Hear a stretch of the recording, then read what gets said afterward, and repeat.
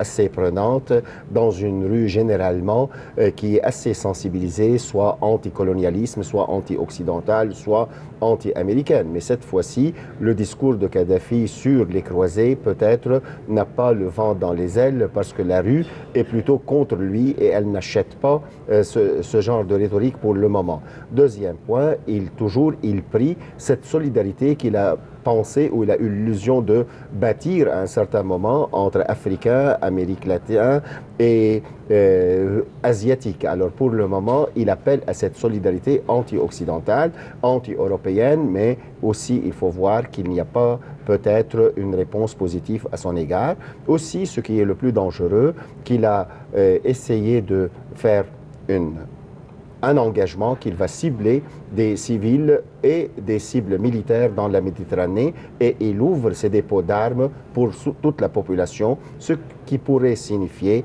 une guerre tribale ou sectaire ou clanique en Libye. Alors en bref, il est combatif, mais peut-être c'est une façade qui pourrait cacher sa déprime. Est-ce qu'il pourrait reculer? Pas du tout. Je crois que pour l'instant, il faut dire que l'objectif déclaré des puissances alliées n'est pas la chute du régime, mais plutôt la protection des civils. Mais si jamais il y a un processus qui va continuer, un momentum, à ce moment, la chute du régime serait certainement une cible. À ce moment, il faut penser, on extrapole sur cet aspect-là, un assassinat politique qui vient soit des puissances alliées, soit de l'intérieur. Et on va voir si jamais il y a un effondrement dans les loyautés et autour des fidélités qui sont dans ce régime. Alors, si c'est le cas, M. Kadhafi n'est plus une personne avec qui on pourrait vraiment tendre la main et traiter avec pour le moment. Parlant de loyauté, est-ce qu'on est en mesure d'évaluer le pourcentage de la population qui lui est favorable? C'est très difficile à dire. Certainement, on a des alliances tribales, surtout sa propre tribu, et il y a des alliances claniques. Il y a des populations qui généralement sont loyales à lui, qu'ils soient des Berbères, des Amazirs ou d'autres, mais on ne peut pas vraiment prendre la mesure juste. Et si on va croire l'opposition, à peu près 90% de la population sont contre lui, mais si on voit comment, chaque fois il rentre dans une ville, comment il est accueilli, alors il a quand même un certain appui tangible. Sauf que il faut voir que cette loyauté pourrait changer selon si il est victorieux, vainqueur, ou s'il est vaincu et défait. Alors ici, les gens pourraient facilement tourner leur loyauté ou leur veston, comme on dit.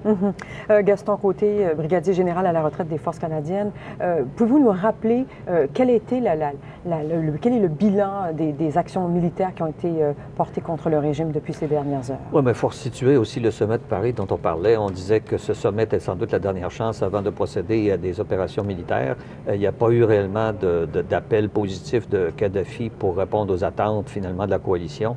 Et peu après la fin de ce sommet, les Français ont été le fer de lance de l'opération en frappant des cibles militaires autour de Benghazi. Benghazi qui était assiégé déjà depuis 24 à 48 heures par les troupes libyennes. Et ils ont détruit quelques-uns de leurs chars d'assaut en banlieue de Benghazi.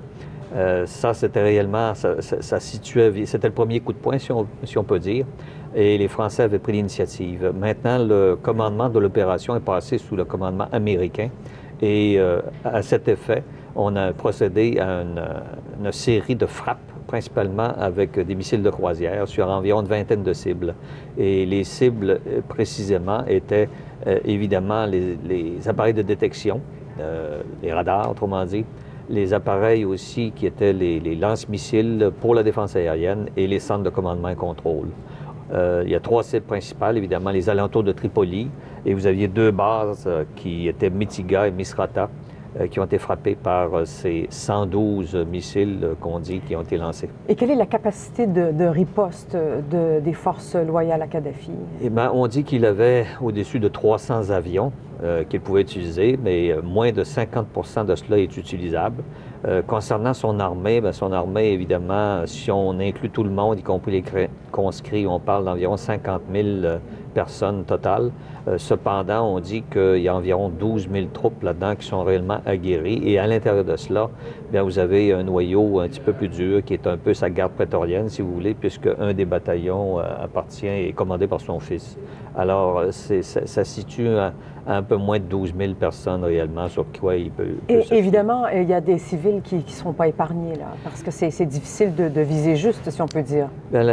Écoutez, la coalition est dans une mauvaise situation parce que leur mission première, c'est justement de préserver la vie des civils. Alors, soyez sûr que dans le ciblage de toutes les cibles militaires qu'ils vont avoir, c'est leur première préoccupation, c'est d'éviter les dommages collatéraux. Cependant, il faut qu'ils agissent vite aussi parce qu'au fur et à mesure que les troupes libyennes ont investi des villages où il y avait des insurgés, bien le risque était à ce moment-là qu'il y ait des punitions, des châtiments, des représailles contre tous ceux qui se sont insurgés contre le gouvernement ainsi que la population finalement. Il y aura un après-Kadhafi. Quel serait l'interlocuteur? Il va falloir rebâtir. On ne sait pas combien de temps va durer cette campagne. Certaines campagnes ont déjà été longues. Vous aviez dit 60 jours. Oui, 70 jours en fait pour la campagne du Kosovo, la campagne ça peut être plus long, ça peut être long. Ça peut être long. Mais... Ça reste à voir, mais il ne nous reste pas beaucoup de temps. Rapidement, ça c'est de la spéculation, mais rapidement, quel serait l'interlocuteur pour l'après-Kadhafi? C'est le conseil de transition qui est présidé par M. Abdel Jalil, l'ancien ministre de la Justice. Alors, il est crédible. On a remarqué qu'il fait un ralliement assez important parmi les opposants.